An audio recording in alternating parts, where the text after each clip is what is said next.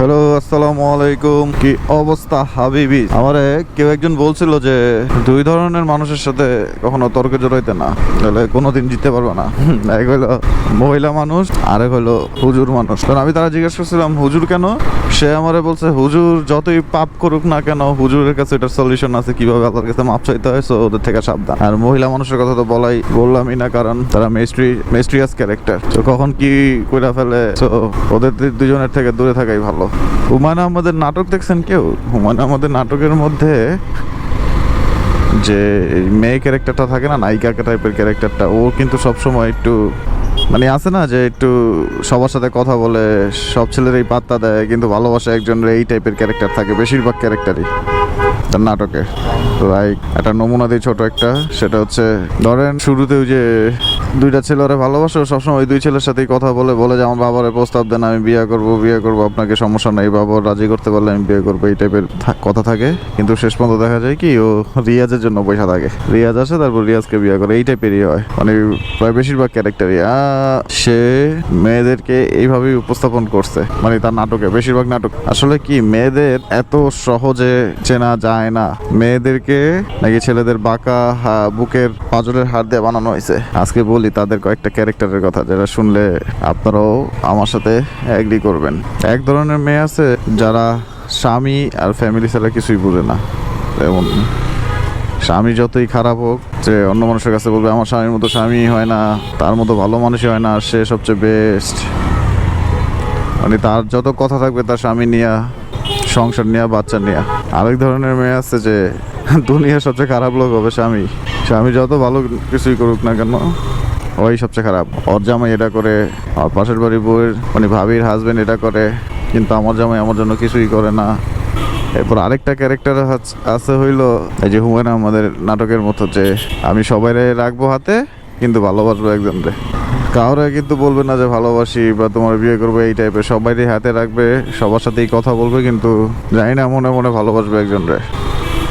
এরপর আরেকটা ক্যারেক্টার আছে যে সারাদিন ঘরে থেকে বৈশা ভাববে যে হাজবেন্ড বাসায় আসলে আজকের সাথে এটা ঝগড়া করবো, এটা নিয়ে ঝগড়া করবো, কেন এটা করে নেই, এসব চিন্তা করে। আরেকটা ক্যারেক্টার আছে যে সন্দেহ করে হাজবেন্ডে, কিছু হইলেই তুমি এটা কেন করলা, কারণটা কি, মোবাইল চেক করে, এই করে সেই করে, কোনো মেয়ের সাথে কথা বললে তুমি কেন ওর সাথে কথা বললে, এই টাইপের ক্যারেক্টার থাকে। সো আবার আরেকটা ক্যারেক্টার আছে খুবই ভালো, যেটা হলো স্বামী মারুক ধরুক বকুক দুনিয়া উল্টা যাক, সে স্বামীর জন্যই সবকিছু, তার জীবনটাই। আচ্ছা, এখন মজার বিষয় হচ্ছে এই আমি যে আলাদা আলাদা ক্যারেক্টারগুলো বললাম, এই ক্যারেক্টারগুলো নিয়েই মানে মেয়েরা ক্রিয়েট হয়। সো আমি যে বললাম এটা কিন্তু প্রত্যেকটা আলাদা আলাদা মেয়েদের ক্যারেক্টার না, এটা হলো একটা মেয়েরই ক্যারেক্টার।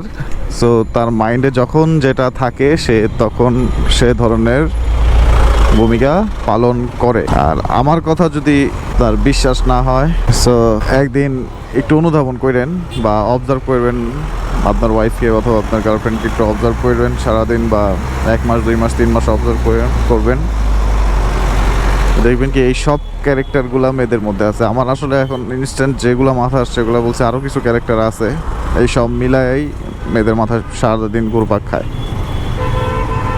এখন সবচেয়ে ভালো বিষয় হইলো যখন ওই টাইপের মেয়ে যদি আপনার কপালে যেটা যায় যে স্বামী সব, ওই টাইপের মেন্টালিটির মেয়ের মানুষ যদি আপনার সাথেই থাকে, যে স্বামী সব, স্বামী যা করবে তাই ভালো, আমার অন্য কারো লাগবে না, এই টাইপের মেন্টালিটির মেয়ে জুটে গেলে আপনার সাত কপালের ভাগ্য। কিন্তু এই ক্যারেক্টার চেঞ্জ হইতে সময় লাগে না। সো এই ক্যারেক্টার মেনটেন করার দায়িত্ব হচ্ছে আমাদের। আমরা যদি এই ধরনের মানে আল্লাহ তাআলা আমাদের বানাইছে ওই পাওয়ারটা দিয়ে, যে আমরা মেয়েদেরকে কন্ট্রোল করবো, মহিলা মানুষকে কন্ট্রোল করবো।